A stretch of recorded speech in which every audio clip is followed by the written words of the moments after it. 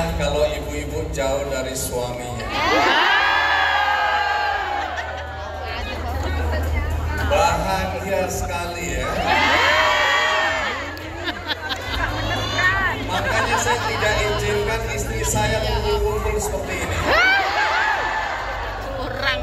Saya iri kalau melihat istri-istri bahagia. Karena saya dari dulu ingin agar terbentuklah Komnas laki-laki. Karena laki-laki dieksploitasi oleh istri. Ada satu orang berani ke depan, saya mau bertanya. Cerdas, cermat kayak tadi. Ada yang mau? Siapa? Segera ke sini. Oh, yang paling dekat. Ya sudah, ibu sudah berjuang, boleh 2 orang. Oke, namanya siapa dan dari mana? Saya Nini. Karena setiap hari hanya di TV terus, Bang. Oke, alasannya cuma itu? Enggak, sama ini ketemu teman-teman se-Indonesia di Bandung. Bukan, pertanyaan saya kenapa mau maju? Ya karena kepengen ketemu Bang Andi karena Bang Andi ganteng sekali. Kalimat ini tadi, karena istri saya nggak percaya. Tapi janda sebelah rumah percaya banget. Jadi alasannya apa? Bisa diulang biar direkam dan diviralkan. Saya ingin ketemu Bang Andi karena Bang Andi sangat ganteng sekali. Terima kasih.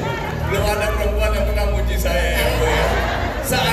Seandainya kita bertemu 40 tahun yang lalu, belum masih jadian kita ini. Maju, kurang nggak boleh, harus yang lain alasannya. Nggak boleh kemudian sama gitu. Pengen jadi nomor 1. Ya, kita berikan tepuk tangan juga. Saya mulai khawatir terhadap keselamatan saya. Ya Ambon, oke, Ambon Manisi, Maluku Utara, Ternate,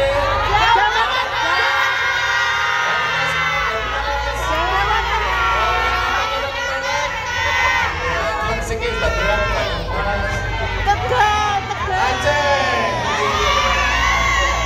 Sabah, ini lama-lama dari Papua, dari Jawa Timur, ini yang paling brutal ini. Ya, anak Jawa Timur ya. Jakarta. Ini hidupnya udah enak banget. Tetangga Singapura, Riau, Kepulauan dan lain-lain. Hebat. Udah, cukup dulu ya. Yang ada di sini dan terpilih bahkan dari sekian banyak perempuan yang aktif sebagai kader, artinya semua perempuan yang ada di sini istimewa. Luar dari ini bukan basa-basi. Saya kan sering turun ke daerah-daerah di kampung-kampung dan saya menemukan banyak ibu-ibu yang terpanggil untuk meluangkan waktu, kemudian pikiran, perasaan bahkan untuk membuat tenaga udah pasti untuk membantu masyarakat, terutama ibu-ibu dan atau kaum perempuan dan anak-anak. Menurut saya tidak banyak orang bisa melakukan dan tahan untuk melakukan. Karena kalau kita bicara duit, ada duitnya nggak? Ya. Yang keras ada duitnya nggak?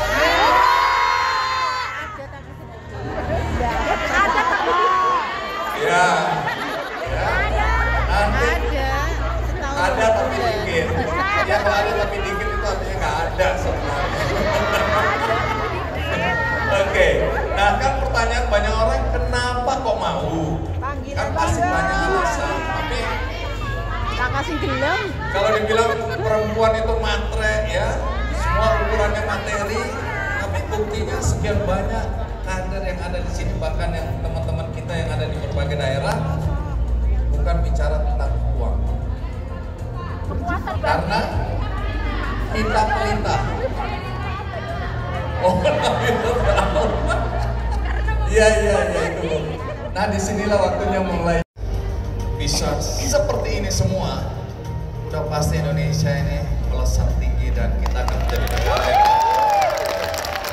saya ini punya platform namanya benihbaik.com Bapak Ibu sekalian, dan sekarang ini kerjasama sama Kementerian Kesehatan untuk stunting di berbagai daerah, dan saya sering mengajak serta perusahaan-perusahaan untuk mulai peduli dan memberikan perhatian terhadap kader-kader di posyandu, karena ini ujung tombak. Kita mau bicara tentang Indonesia emas, kita mau bicara tentang bagaimana membuat bangsa kita menjadi bangsa yang besar, bangsa yang secara ekonomi pada posisi 4-3. Kalau kita nggak bicara dari awal, bagaimana anak-anak ini sejak awal mereka lahir itu mulai menjadi perhatian dan dibentuk sedemikian rupa kesehatannya, karakternya, maka cita-cita Indonesia emas itu kosong saja. Jadi justru peran ibu-ibu, saya nggak nyebut bapak karena hari ini bapak-bapak nggak ada gunanya saya lihat. Generasi muda yang akan membawa bangsa kita bersaing dengan bangsa-bangsa yang lain dan bisa unggul.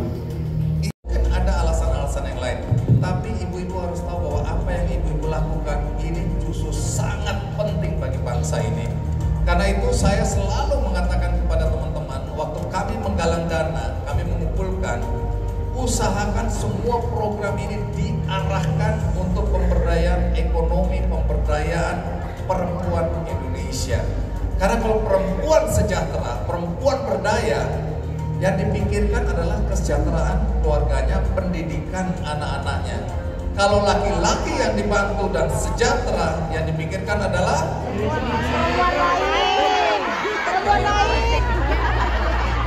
semua laki-laki, semua suami ingin kawin lagi.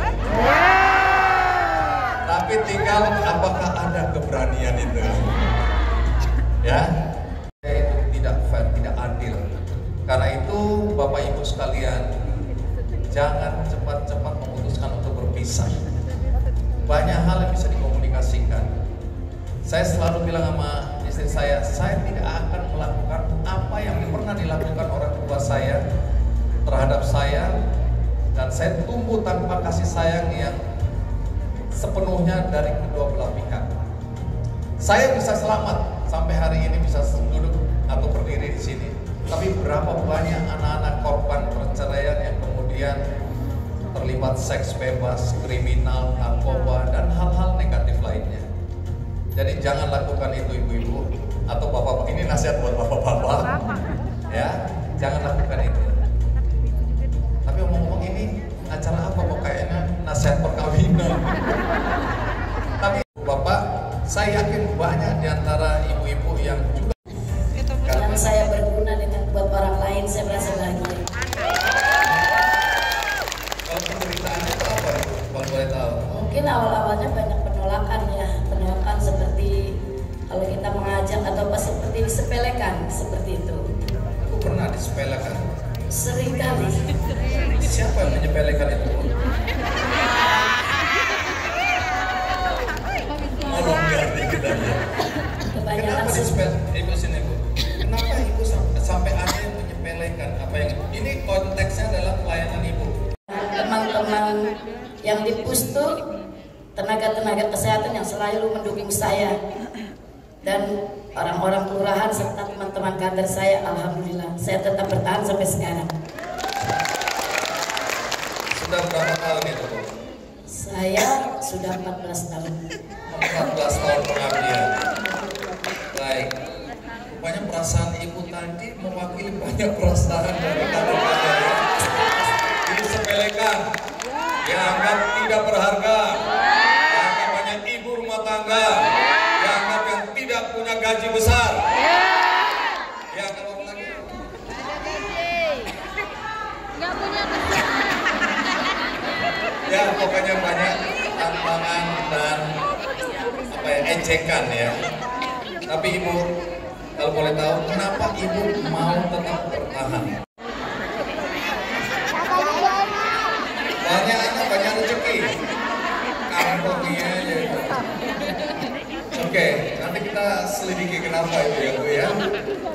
Jadi bapak-bapak susah diajak untuk untuk bicara mengenai program-program ini kesehatan ibu terutama berkaitan dengan KB. Jadi rata-rata istri atau perempuan di sana, istri-istri itu anaknya berapa? Rata-rata di atas 2. Yang saya prihatin itu ada seorang ibu umurnya masih di bawah 20 tahun, anaknya 2. Terus saya tanya kenapa ibu tidak ikut KB, karena dia nggak boleh sama suami saya. Seperti itu. Baik, itu mungkin ada faktor larangan agama, keyakinan, atau entahlah, makanya dia bilang istri-istri saya. pulang malam dimarahin dan seterusnya. Jadi kami ini suami-suami itu akhirnya membentuk komunitas Ikatan Istri Takut Suami Istri, dan saya anggotanya. Nah, kami para anggota ISTI ini Bapak Ibu-ibu sekalian harus tahu, kami ini kalau berkumpul, kami itu saling menceritakan kisah-kisah heroik kami, yaitu kisah-kisah kami berani melawan istri kami, heroik sekali. Jadi kalau kumpul ada yang bilang aku habis berantem sama istriku, wih keren. Terus apa yang terjadi? Wah aku berantem pokoknya gitu. Jadi siapapun yang menceritakan bahwa dia lagi berantem sama istri, itu bagi kami pahlawan. Dan kami merindukan cerita-cerita seperti itu setiap. Bahan lokal yang selama ini masih belum terjamah dengan maksimal. Apa misalnya? Contoh di desa kami itu ada sekitar beberapa peternak sapi perah, susu sapi perah.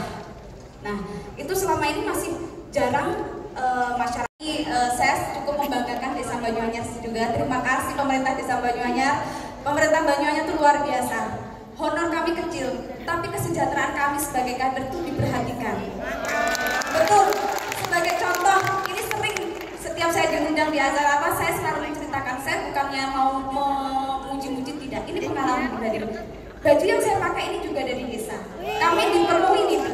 Seluruh kader juga difasilitasi. Kami pengen apa? Kita mau nge-print apa? Kegiatan apapun, desa sudah memenuhinya. Jadi honor kecil tidak masalah. Karena kembali lagi kita bekerja dalam panggilan hati. Kita ingin memberikan. Boleh dong tahu. Transport 30 per kegiatan. 30.000. Betul, per kegiatan. Kalau kita kegiatan Gak ada kegiatan, gak ada apa-apa. Gak ada.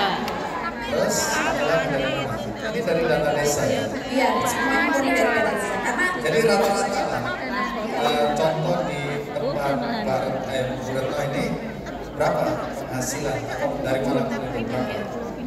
Ya nggak ada Untuk kader itu tadi dari itu tadi. 30. Betul. Kalau kita kegiatan 6 kali ya dikali berapa? Tapi kembali lagi ya. Lalu kenapa kelihatannya bahagia? Nilai kepuasannya tidak nilai dengan ketemu masalah itu ketahuan itu. Jadi ibu-ibu sekalian, dengan kondisi seperti itu bahagiakah kita? Ini coba ini cerita akan menjadi penting untuk didengar oleh para penonton.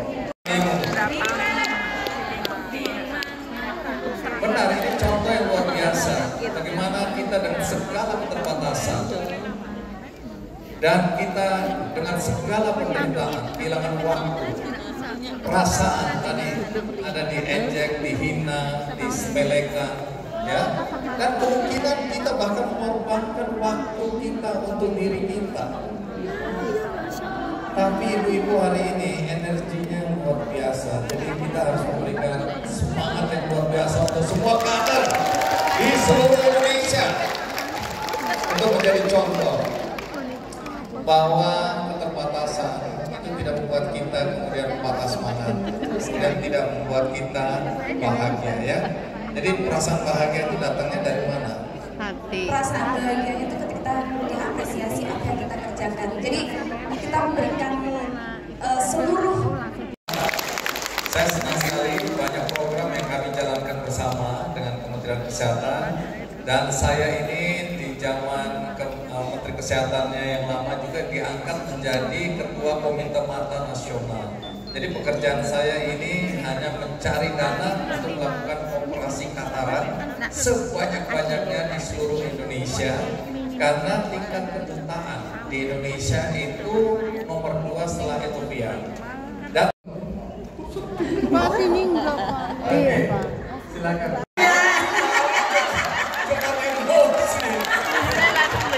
Bagaimana Bang? Ya. Ini mudah-mudahan nggak direkam dan sampai ke istri saya. Dia malah setelah kalian berangkat. Dia bilang, Bang, kalau istri abang marah, saya akan bertanggung jawab.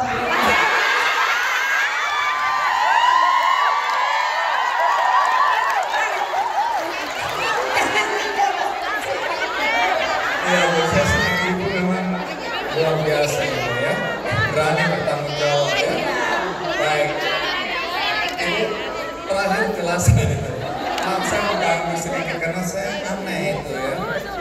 Dengan kalau mau dia datang dikasih satu tablet obat darah orang suka. Bukan cuma datang Bang, ditimbang. Oh iya, tapi intinya kan daya tariknya di tablet. Apalagi remaja yang sudah menginfeksi itu kan dia mau membuka. Iya, membuka. Apalagi kalau dia Lalu sibuk untuk ditarik ke bawah. Jadi ibu-ibu hari ini Kementerian Kesehatan memberikan apresiasi atas apa yang ibu-ibu lakukan.